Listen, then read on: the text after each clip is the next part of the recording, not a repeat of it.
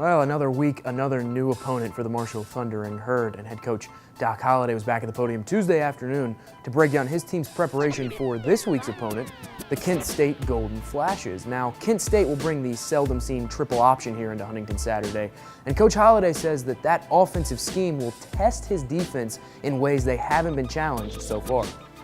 Quarterback position, he's going to Holly makes him go. You know, he was a tailback a couple of years ago. I mean, even in the first part of last year, he was still playing tailback and moving to quarterback, and he can run. You know, he's probably a 4 or 5 guy that's extremely tough. He's physical. He's a competitor, so that's where it all starts. So you're going to have a hard time getting that look at the quarterback position. Garrett Morrell's going to have to do a great job this week. We started last night and got ahead a little bit, which helps the scout team because they got an extra night last night of actually figuring out what to do as far as running the different plays are concerned. So it'll be tough to emulate, but we'll have to do the best we can, and we got our best guys we can get on scout team, and we'll have our second team offense at times during practice today and tomorrow emulating their offense, so we can get as good a people as we can get against our defense, because the speed of that, seeing it for the first time, is something that's hard to adjust to, so we got to try to get that done in practice. Now, despite the triple option being a run-based offense, Holliday said that his team can't overcommit to defending the run because they do have a quarterback that can drop back and pass the ball when needed.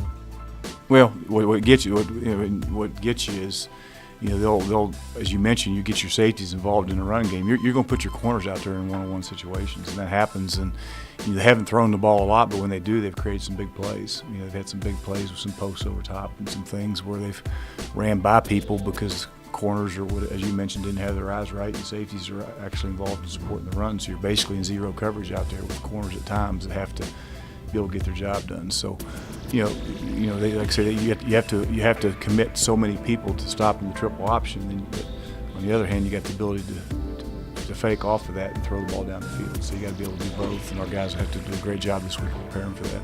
Now, on the flip side for the Marshall offense, after torching a very good NC State secondary for 248 yards receiving, wide receiver Tyree Brady was named Conference USA Offensive Player of the Week.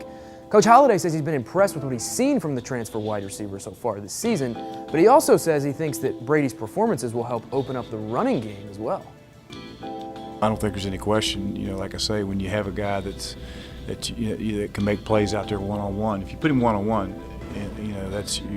and he does what he did a week ago, you got to give some help. And whenever you give him some help, then, as you mentioned, that opens up. You don't have quite as many guys in the box. So that's part of what you do, is you try to take your best receiver and put him in a position where they got to force him to double or play over and under, whatever they do with him, and that should help us in the run game. But it also should put Yurchek and Marcel and Willie, who are pretty good players, one-on-one somewhere else. Now, speaking of that running game, you can expect to see a few new faces coming out of the backfield Saturday afternoon.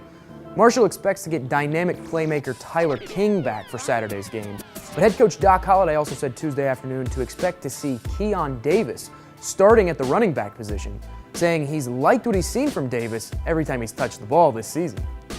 We're going to get him. He'll probably start at tailback this week.